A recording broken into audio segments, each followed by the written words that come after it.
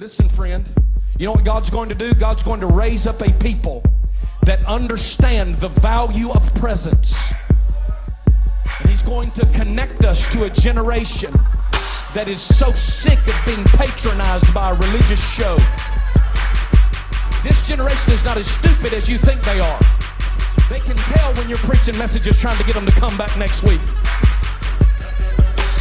Friend, we need troublers. I'm going to read this. Hallelujah. And these were the writings of the pastor who had passed away. He's talking about Elijah and the prophets of Baal. He said, the day for the contest arrived, and from morning till evening 450 prophets of Baal danced and cried out and cut themselves, calling to their God. Only no one answered, no one paid attention. Then Elijah prepared an altar to God. He placed an offering on it and ordered a trench dug around it. He commanded that 4 large jars of water be poured atop the offering, then insisted that it be done a second time and a third time so that the altar was drowned in water. Elijah prayed and fire fell. The sacrifice was consumed and the water in the trench was licked up. All the people fell prostrate and cried, "The Lord, He is God, the Lord, He is God." Then the pastor wrote this. About 1864, he wrote, from this dramatic account, several things have become clear to me. First, like the people of Israel, we have followed after other gods and allowed a distant king and his prophets of wealth to seduce us from the things of God. Second, I have noticed that when we do call out to God, we more resemble the prophets of Baal than the prophet of God. We stir up the dust with activity and congratulate ourselves on the show.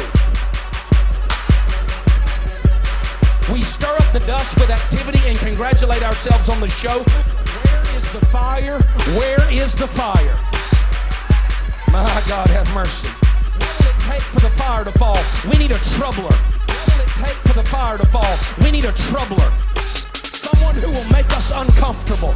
Someone who will scoff at our pretense when we claim to be God's people but don't live like it. We need a John the Baptist. Someone who's not afraid to look at our smug righteousness and say, "Oh, generation of vipers." We need a prophet with the Spirit of Jesus. Ho, ho, ho, ho, ho. Someone who is not afraid to liken us to whitewashed tombs. Pleasant to look at on the outside, but a rotting stench on the inside. We need a troubler.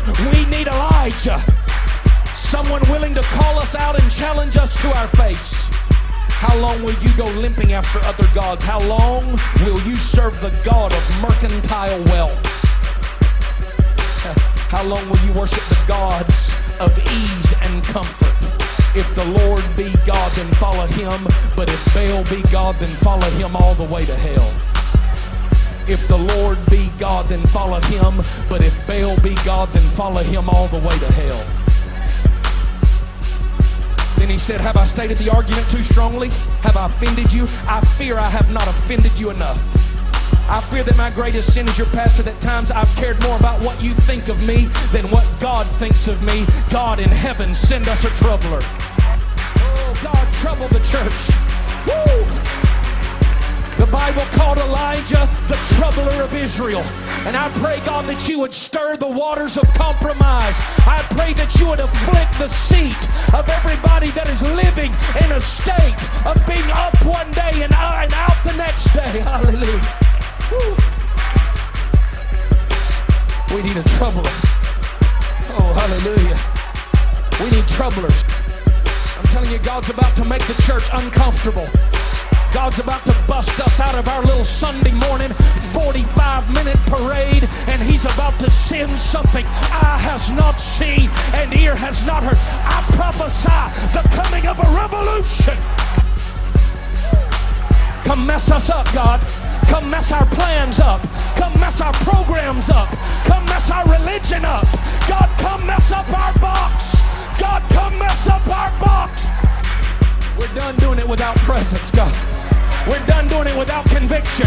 We're done doing it without fire. We're done doing it without passion. I release presence meetings. I release Sunday morning services that go till 2 o'clock and ain't nothing there but presence. Whoa! Wednesday night youth meetings that go till midnight and nothing but presence. And mama and daddy fall out when they come in to check on their kids.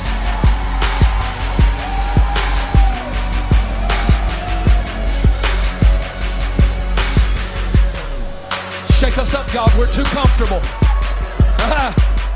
Shake us up, God. We're too comfortable. We're depending on the things of this world. And I'm asking you, love us enough to shake us tonight. Woo. Woo. Oh.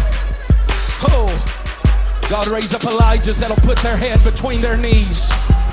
Oh, on Mount Carmel and cry out, fire, fire, fire.